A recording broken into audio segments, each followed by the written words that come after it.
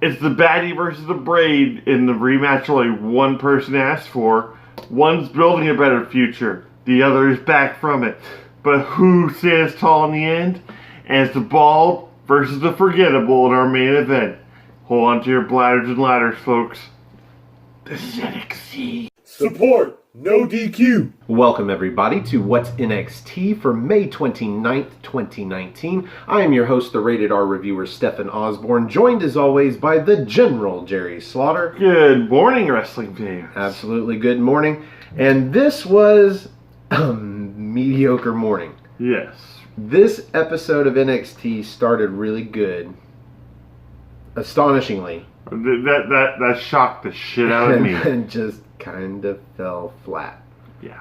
It didn't careen into the abyss, but it fell flat. And we will get into all of that. What were your thoughts? Like, you know, I wasn't too impressed with this episode. It wasn't terrible by any means, but not impressive in the least by the time you get to the end of it. What did you think, Jerry?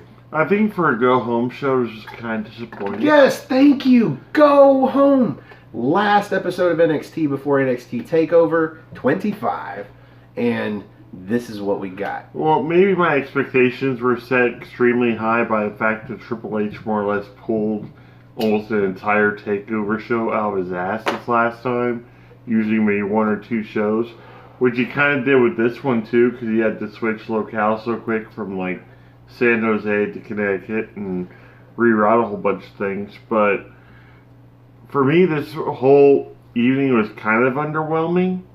But at the same time, the matches we did get did kind of set the tone for some more future stuff, which is great. Okay, now based off the middle match of the night, we get 3 matches. I would say you probably enjoyed this show more than I did. Yeah.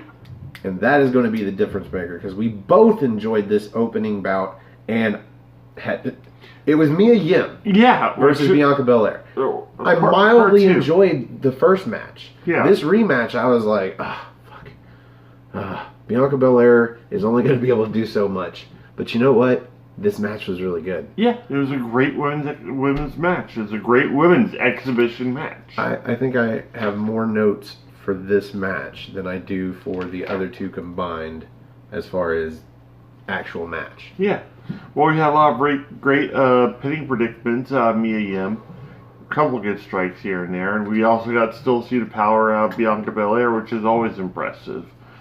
And the finish, kind of surprising. And I actually thoroughly enjoyed how like, turnabout was fair play on that one. So, I'll let you break it down real quick. Well, the first half of this match was non-remarkable. Yeah.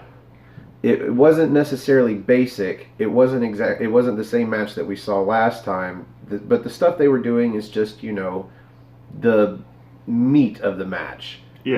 Not to get you too excited. A few moves here and there that are a little bit wow, but nothing off the charts. My first note probably happens halfway through the match, because Belair does a vertical suplex, stalls it, and then does squats with Mia Yim on her shoulders. Does a couple of those before she drops it, and I'm like, you know what? That's interesting. That's just her showing off her strength, and more power to her. Her husband can fly with the greatest of ease, and she can pretty much just lift people with absolutely no problem. And then out of Mia Yim, we had one of those float over sunset bombs for a near fall. Belair comes running in to the corner. Yim's in the corner. She dodges out and puts Bianca's shoulder first into the post. And then she hits Eat Defeat on Bianca Belair, but Belair rolls outside. And so Mia chases her. Like, Belair's trying to get the fuck out of there. Yeah, Belair's done. She starts going up the rampway, but Mia chases her, and she goes up top and brings her back. But Belair ends up executing that double chicken wing face buster, but she does it to the apron. Yeah. That was sick. Mm-hmm. Near count out. Yeah, she almost got a count out victory out of that. And then she brings her back in the ring. There's some more offense, and then she goes to do a power bomb or something out of a power bomb position. But Mia Yim fights out of it, and while she's coming down, she drags that hair whip down with her, and then pulls her in for an Eat Defeat across the knee. sort of a half code Actually, breaker. it's the protect your neck. Oh, okay, there you go. The protect your neck. Mm-hmm. That's my bad. She does that using the hair and got the 1, 2, 3. That was actually, that's what I thought was pretty brilliant about the match. And I'm wondering if that means we're gonna get number 3 out of the mix, because seems like third time's a charm, or at least third time's a go away thing, because Nikki Cross versus Bianca Belair, the third match we got out of them, they even have a finish. I tell you, halfway through the match, I thought we were going to get a third one anyway, because I thought they were going to both get counted out. Yeah. But that did not happen. I enjoyed this match. If you're going to watch one match from this show, I would recommend this one. Mm-hmm. After this, we get Velveteen Dream setting up a selfie stick. Yes. Turns on his phone and starts a promo from the end of a selfie stick. And then this promo kind of weaves into a video package, a montage for the match, the North American Championship match that he's having at TakeOver with Tyler Breeze. So it kind of builds up Tyler Breeze too, but the whole time the narration is Velveteen Dream. Yeah. It's promo narration. It's really good. It's fantastic, because it's the Velveteen Dream promo, and B, like, you get Tyler Breeze's whole backstory and how sometimes you have to go back to regain your glory, which is what's going on with him, because back in NXT, Tyler Breeze, he was the shit. He was in the limelight, people loved him to pieces. Gets called up to SmackDown, has one hot feud with Ziggler, and then boom. He pretty much becomes like a comedic act and whatnot, just like Fandango. Well, he was great. I think they were great in the backstage skits as the fashion police. That's what I'm saying, but he became more of a comedy program than a wrestling program. Well, he was really good at it. I mean, he's acting either way. Oh, yeah. I mean, if people are enjoying it, like, don't be ashamed. Well, that's sports entertainment for you. But people were starting to sleep on the fact that Breeze worked his ass off in the ring to get where he was at. And now he gets to come back and prove that's where he wants to be at, in the ring, not in some sort of backstage vignette running around like an idiot. And not just in the ring, he wants to be North American champion. Yeah, and a belt around the waist will actually help along with that. So yeah, I was all for this promo. I thought it was a great setup. Anybody who doesn't know, like, Tyler Breeze, for some reason, they got a better idea of, like, who he is or what's going on with him.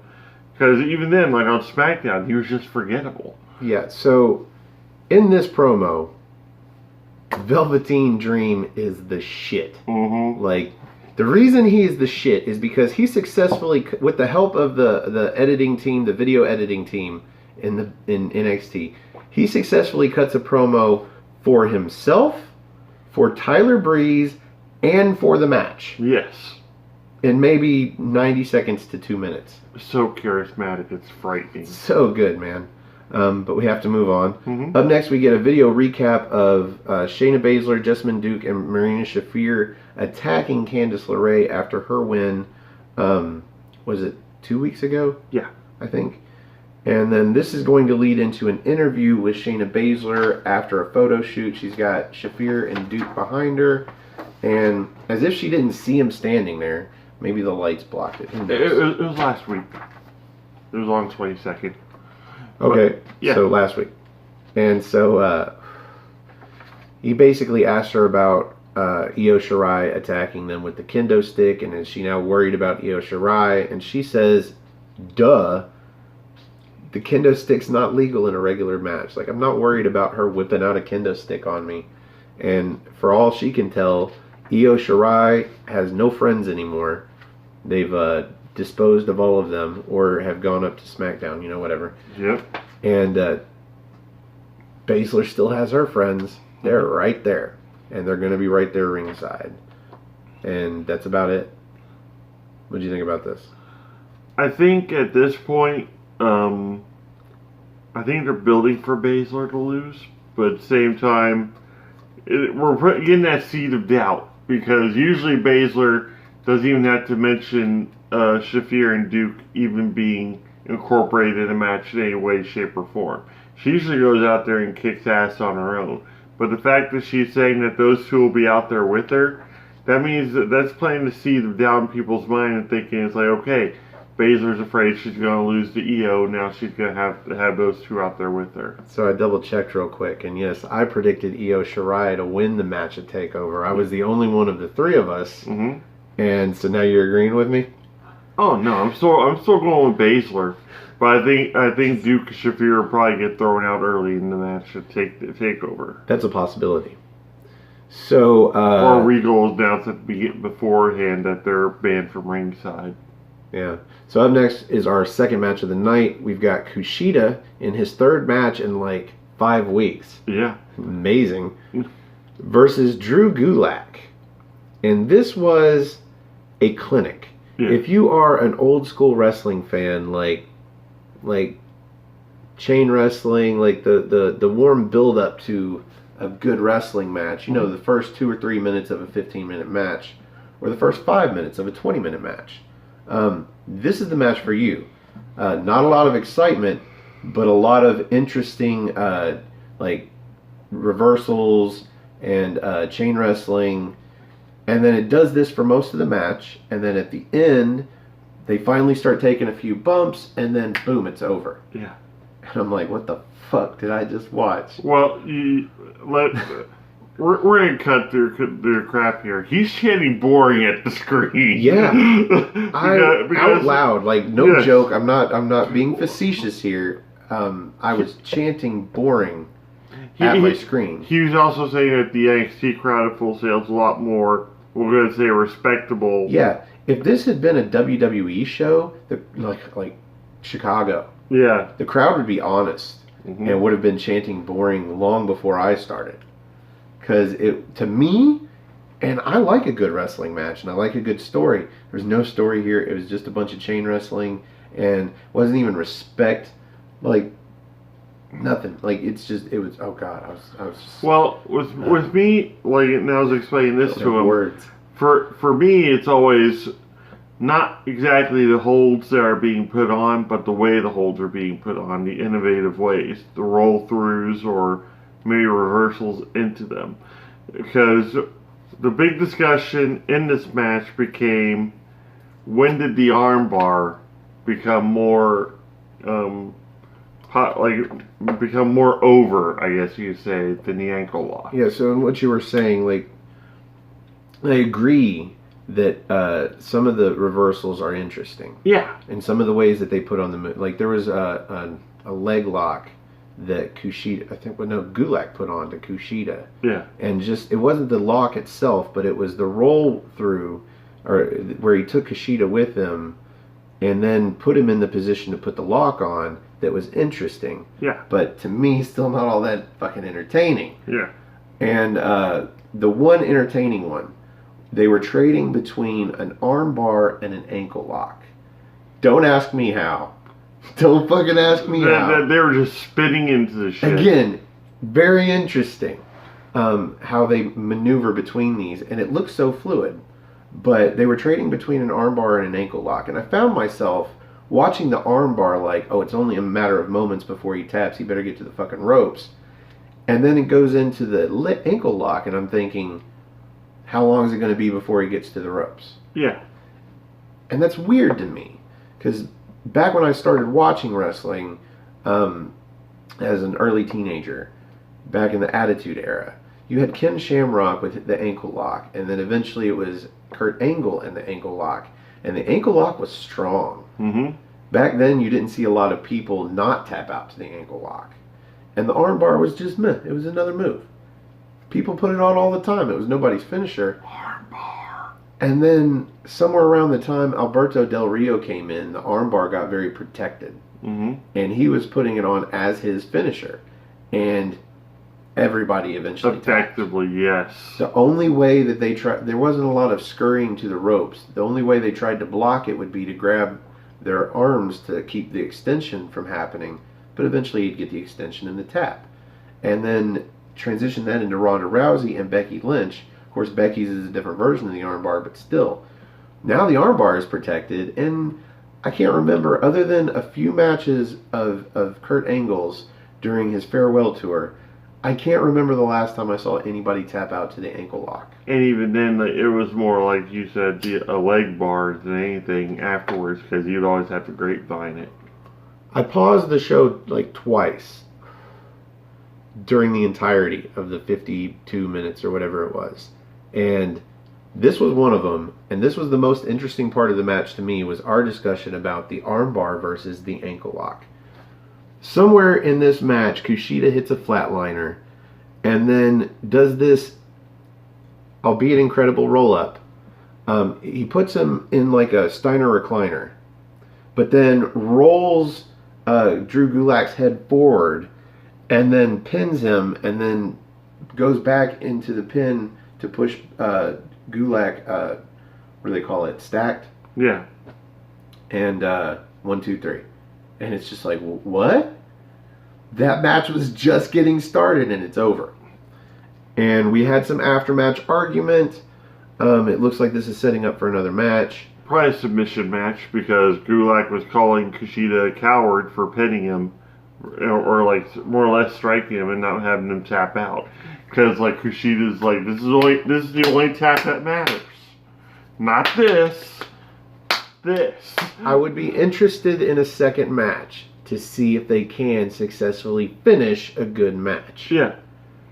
An entertaining match. Create an entertaining match and finish it. Anyway. I'm still underwhelmed by Kushida. After this, we have some follow-up from the earlier interview with Shayna Baszler. This is an interview with Io Shirai. I believe it was actually Kathy Kelly doing it. Yep. Somebody off camera. And Io Shirai's talking about she doesn't need a kendo stick. She's going to beat Shayna Baszler by herself. And then Candice LeRae interjects. Comes in, says she hadn't gotten a chance to thank her for saving her from the three-way beatdown last week. Mm-hmm. And she wanted her to know that she's in her corner. If she needs her, if Io Shirai needs her, that she'll be in her corner. And she says to Kathy Kelly, and you can tell Shayna Baszler that. So we may see Candice LeRae in her corner from the start of the match come Saturday at TakeOver. This can go one of two ways, which is awesome with Candice LeRae. She could either be setting up to take out Io Shirai, and after if Io Shirai wins and Baszler drops belt to Io Shirai, that sets up for LeRae versus Shirai, and possibly make Shirai even a transitional champion so she can move up with the rest of the Kabuki Warriors. Or Baszler wins, and then, even then we have Candice LeRae waiting in the wings to try to take out Shayna Baszler. Or maybe Candice LeRae causes Io Shirai the victory, and that just sets up a mid-card feud between them while Baszler moves on. Could go a number of different ways. I don't see Baszler laying down the belt, because if anything, Duke and Shafir both claim to it, even though they have not won a single fucking match since they've been I just think with the ratings tanking, and a lot of the reason for it being people realize they can no longer see, I know you don't want me to say it, Ronda Rousey on Raw, I think Shayna Baszler gets called up very soon, and I think they're just setting up for her to drop the title. It's possible. Anyway, after this, we can't have it vacated because we've already had that once this month. After this, we get the rundown for NXT TakeOver 25, and I'll go ahead and give it to you. We've got the Tag Team Championship Fatal 4-Way Ladder Match with the Forgotten Sons, Oney Lorcan and Danny Burch, the Undisputed Era's O'Reilly and Fish, and who's the fourth team? The Street Profits. Yes. Your Montez Ford and Angelo Dawkins. Yes. We've got the North American Championship title match. Yeah. And that is Velveteen Dream versus Tyler Breeze. We've got Roderick Strong versus Matt Riddle. And we have, of course, as we just said, Shayna Baszler versus Io Shirai for the NXT Women's Championship. And for the NXT Men's Championship, Gargano versus Cole. Adam Cole. Number 2. So, after that, one more thing before the main event is a video package for Johnny Gargano versus Adam Cole, because we didn't have Johnny Gargano on this episode, and it's the go-home episode. They got to hype up the main event somehow, and that's what we got. And it's NXT It was a great promo. Yeah, that's all you Great really video need to package. know. That you'll see that the Takeover show, it's nothing you haven't seen before. A whole bunch of Gargano going around his belt, me fans throwing baseballs. Champion shit. And now we are on to the main event. We've got Oney Lorcan and Danny Burch versus the Forgotten Sons. That's Steve Cutler and Wesley Blake with Jackson Riker on the outside.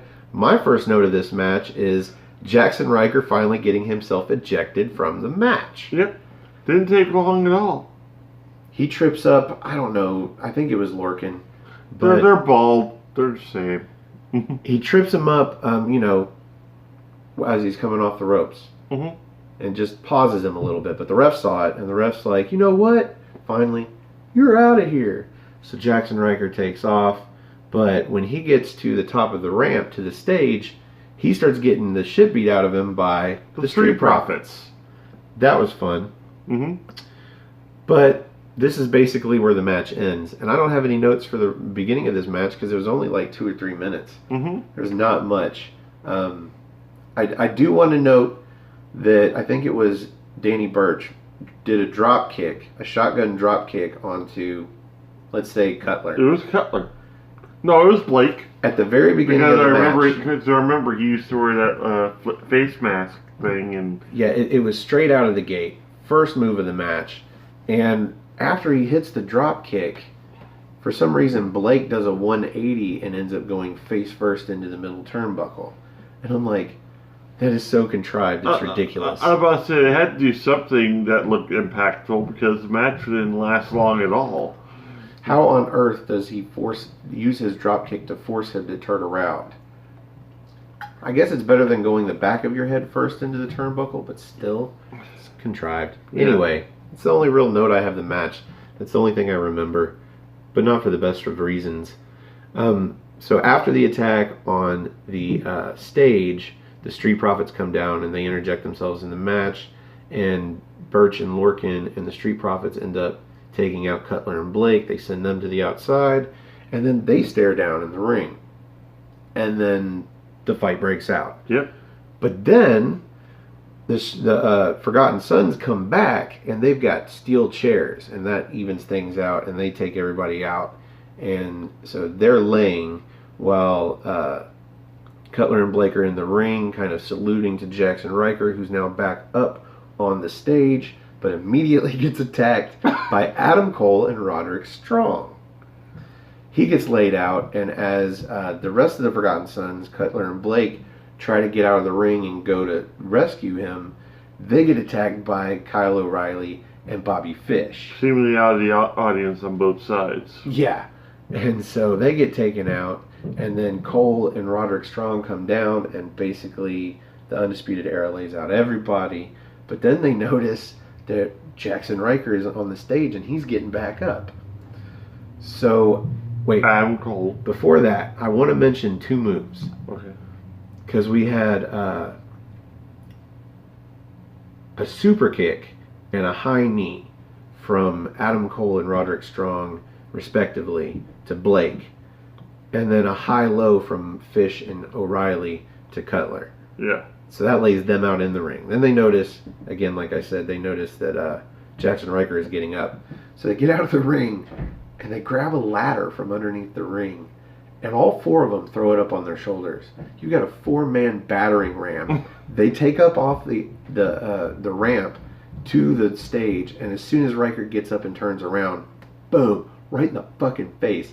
And he flies a good 1.5 feet backwards.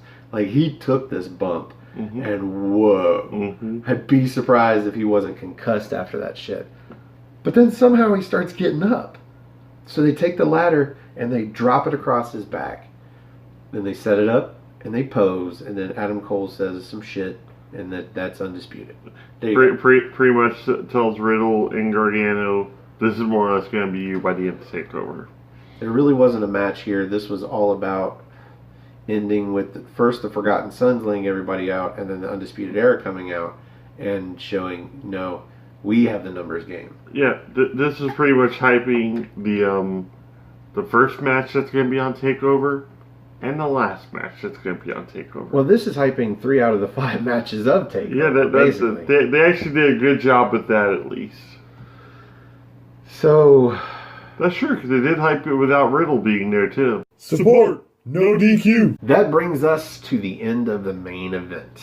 And here on What's NXT, we like to rate the main event using the General's 5-star rating system. And you get to go first as always, Jerry. Where do you rate this main event? Now, we're including the match and the aftermatch and the posing and all the bullshit. It's got to be something else more than just the 3 or 4 minute match that we got. Oh, so yeah. it's all of it inclusive. I still don't... Where do you rate this? I'm going to go middle of the road and I'm going to say 3. Because I was actually really hoping for the hard-hitting match between the Forgotten Sons and Oney Lorcan and Danny Burch. I know it wasn't going to be anything spectacular, but since they do a lot of great tag team maneuvers, at least the Forgotten Sons do, and you get a lot of really cool strikes and headbutts and whatnot out of Oney Lorcan and Danny Burch, I was actually really hoping for a match, but we didn't get that. You called it within like not even 2 minutes that this is going to boil down to a melee and we weren't going to have a really good finish at all. And we didn't. We got run-ins from the Street Profits. We got run-ins from the Undisputed Era. But it all is setting up towards TakeOver, so I couldn't really be mad about that. And it was effectively done. But overall, with the show itself, I felt still kind of underwhelmed. So I had to just keep it mediocre. I kept it at 3. Well, for me, the few minutes that we got of this match was extremely middle of the road. For me, middle of the road is 2.5. Yeah. And the only thing redeeming about any of this main event was the 3 moves towards the end. The super kick and high knee from Adam Cole and Roderick Strong, and the high-low that took out Cutler and Blake. And then that fucking 4-person battering ram into Jackson Riker's face. Wow, that was cool as fuck, man. And they got the perfect angle. Because going up the ramp, they had him from the rear, I believe.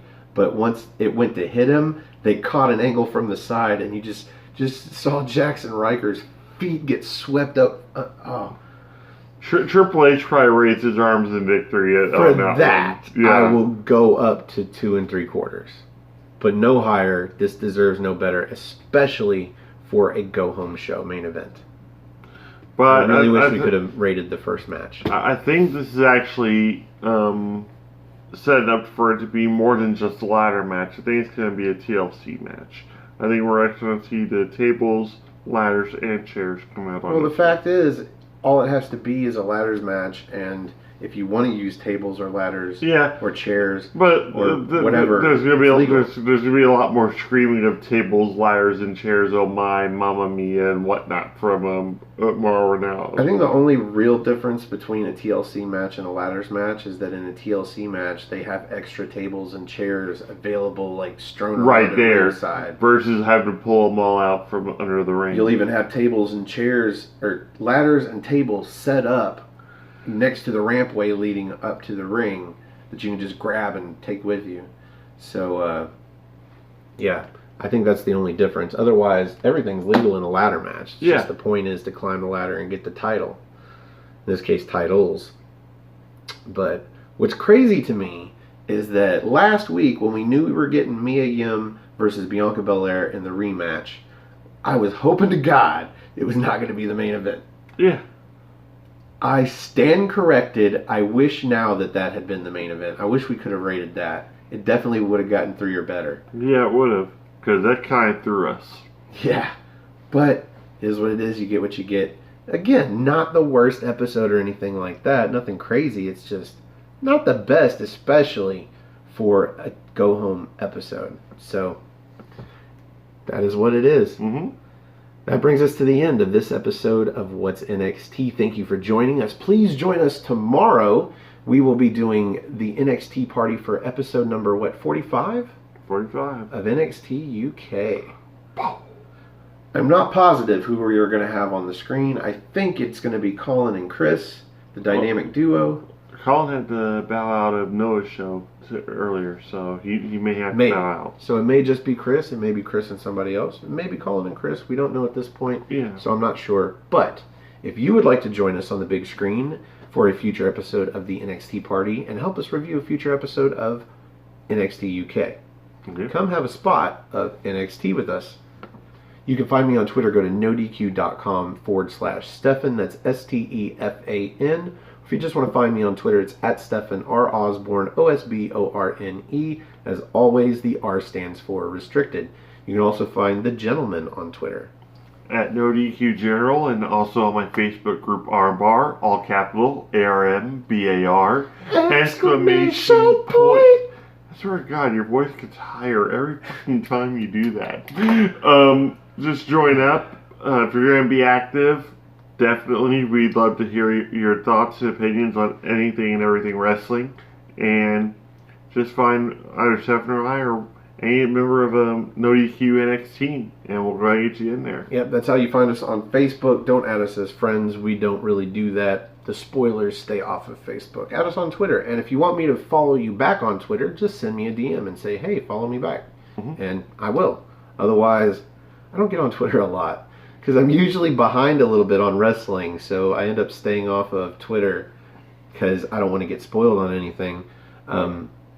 After AEW, I didn't get to watch it for a couple of days, and I stayed off of all of social media for 2 days straight. That was difficult. I bet. And one piece of the show got spoiled for me, and if you haven't seen it yet, I'm not going to tell you what it is because it kind of sucked a little bit. But at the same time, it was still an awesome show. And I give it to the tag team match. Yep. For the AAA titles. I think that was match of the night. But anyway, that's neither here nor there. This is NXT. Yeah, this is NXT. We're not Sami Zayn, okay? We're not going to be talking about them. But if you like our video, click the like button that is underneath me. And if you like all of our videos, you should probably click the subscribe button that's underneath Jerry. Right here. I saw it the other day. Yeah, and find us on Aftermatch Wrestling on YouTube. That is our channel. That's where these videos go first, sometimes like half a day early. And they're in HD on Aftermatch. That's all one word, AFTERMATCH, Aftermatch Wrestling. I think it's that Rift Aronson guy that keeps on bogging down our videos. I think we are up to 80 subscribers. We are on our way to 100. At 100 subscribers, we are going to start doing this show, What's NXT Live. That also means that our review shows for NXT takeovers will likely go live as well, as they are NXT shows. Maybe, maybe not. We shall see. But in the meantime, I think that's all our plugs. That's all the plugs. You nailed That it. is fucking amazing. So if you are subscribed to Aftermatch Wrestling, click the share button. Share us with your friends, anybody you know that likes to watch wrestling, especially if they like to watch NXT, especially if they like to watch NXT UK, and maybe would want to do a review with us someday. That would be awesome. In the meantime, for the General Jerry Slaughter, I am the Wizard of No DQ, Stefan Osborne. Thank you for joining us, and we will see you NXT time.